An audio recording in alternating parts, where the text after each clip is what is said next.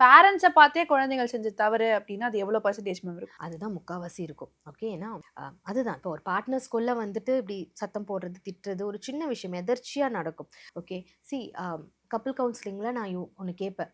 உங்களுக்கு உங்களோட பெர்ஸ்பெக்டிவ்ல தவறா தெரியறது, உங்களோட பார்ட்னருக்கு அது வந்து தவறா தெரியாம இருக்கலாம். ஓகே. அவங்களுக்கு பெருசா தெரியறது உங்களுக்கு சின்னதா தெரியலாம். It happens. ஏன்னா என்னதான் பார்ட்னர்ஸா இருந்தாலுமே ஒவ்வொருத்தரோட பார்வையும் ஒவ்வொருத்தரோட திங்கிங்கும் இண்டிவிஜுவலுக்கு ஏத்த மாதிரி அது மாறும். அப்ப 2 பேருக்குள்ள யாருக்காவது ஒருத்தவங்களுக்கு அது தவறா தெரியுதுன்னா, அத உட்கார்ந்து பேசினா தான் நம்மளால மாத்த முடியும். அத நம்ம கத்தி குழந்தைங்க முன்னாடி அப்படி காமிக்கும்போது, ஆப்வியஸா அவங்க அத தானே எடுத்துப்பாங்க.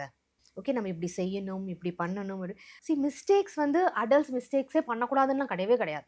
அடல்ட்ஸும் மிஸ்டேக்ஸ் பண்ணுவாங்க. அகைன் அந்த அடல்ட்டோட பேரண்டிங் எப்படி வந்ததுன்றதும் இருக்கு. அவங்களோட அப்பா, அம்மா எப்படி இருக்கிறாங்க, பண்றாங்க. ஈவன் ஒரு 2 டேஸ்க்கு முன்னாடி ஒரு அடல்ட் வந்து பேசும்போது அவங்க வந்து சொல்றாங்க, "என் அப்பா வந்து என் அம்மாக்கு இது மாதிரியான பனிஷ்மென்ட் குடுத்தாங்க. நானும் உன்ன இப்படி தான் ட்ரீட் பண்ணுவேன். வுமன்னா இப்படி தான் இருக்கணும்." அண்ட் ஒரு வுமன் வந்து ஒரு மென்ன பனிஷ் பண்ணக்கூடாது.